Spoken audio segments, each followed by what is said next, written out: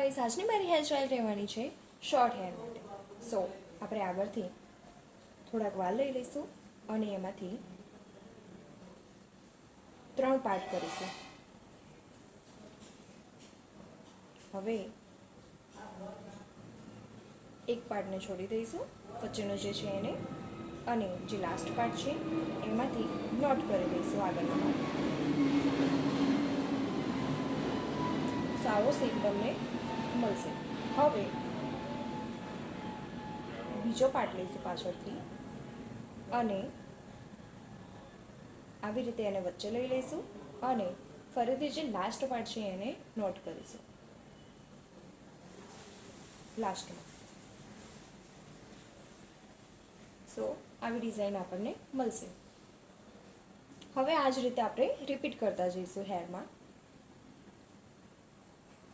તો ગાઈઝ, આ છે ફાઇનલ લુક મારી હેરસ્ટાઈલનો. અને તમે આમાં જોઈ શકો છો એકદમ ક્યુટ રાઉન્ડ બની રહ્યા છે અહીંયા. તો આ જ યુનિકનેસ છે આ હેરસ્ટાઈલની.